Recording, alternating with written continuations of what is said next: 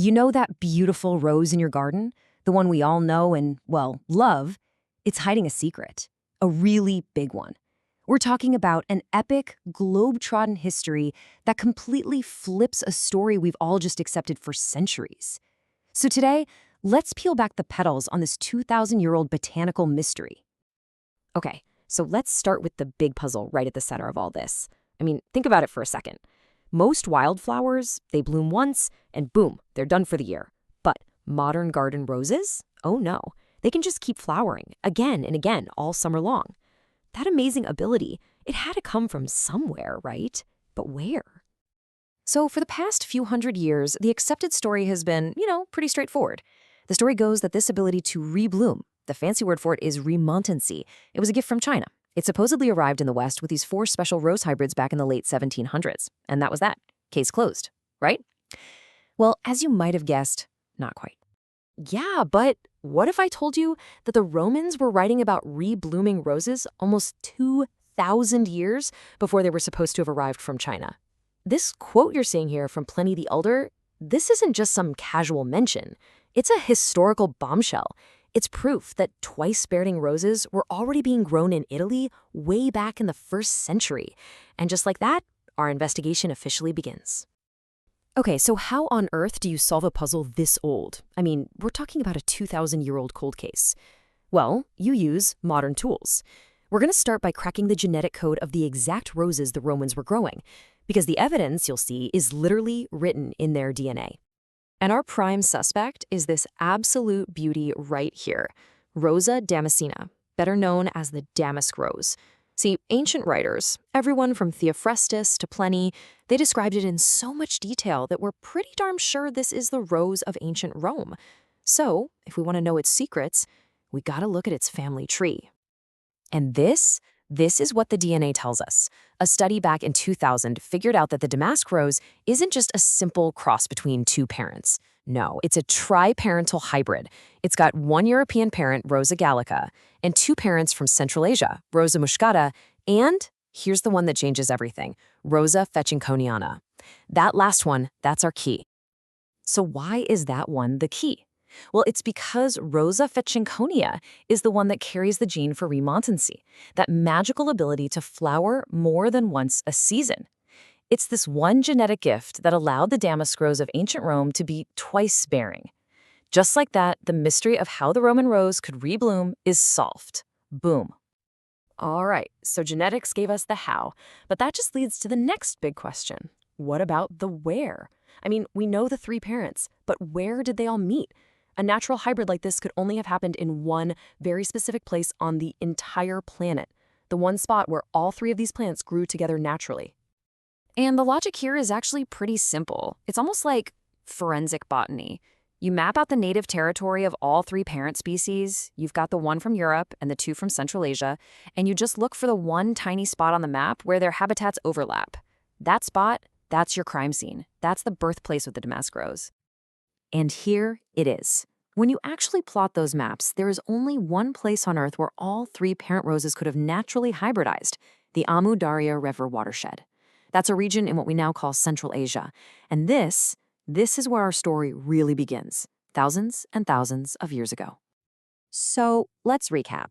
We've got the what, the how, and the where. But that leaves the biggest question of all, the motive. Why? Why would ancient people go through all the trouble of moving this one specific plant thousands of miles across incredibly harsh terrain all the way to Rome? And the answer, honestly, is simple. It wasn't about looks, it was about money. This wasn't some pretty ornamental plant for a garden, it was a full-blown cash crop. You see, the ancient world wasn't obsessed with the damask rose's beauty, but with its incredibly powerful fragrance. Its petals were harvested on a massive scale to make rosewater, and rosewater was an absolutely essential commodity for medicine, hygiene, perfumery, especially in a world that didn't have modern sanitation. But what was it about that particular fragrance that made it so valuable? Well, the answer is pure science. It's this complex cocktail of chemical compounds that all work together to create that iconic scent we still recognize today. See, this complex chemistry is the whole secret to its value. It's not just one scent note, it's a whole symphony. You've got some compounds that create that sweet, floral base. Then others come in and add those classic rosy notes and even some bright lemony ones. It was this specific, super rich combination that was just impossible to replicate, and that's what made the damask rose a real engine of ancient commerce. Okay, so we've got our origin point, and we've got the motive. Now we just need to connect the dots. Let's follow this petal trail from Central Asia all the way to the gates of Rome. And this is incredible. When archaeologists started plotting the locations of ancient rosewater factories, they formed a perfect breadcrumb trail. You can literally trace it, starting way over in Central Asia and heading west, right along the Silk Road, straight towards the Roman Empire. But this created a huge problem, a massive question. How could a living plant possibly survive a journey like that? And for centuries, this was the major sticking point. Historians would read these old classical texts, and they saw words that were translated as cuttings or twigs or saplings. Now, if you've ever done any gardening, you know that these delicate little things would just dry up and die on a long, hot, brutal journey like that. It just didn't make sense. But it turns out the problem wasn't the history, it was the translation. The answer was hiding in plain sight the whole time.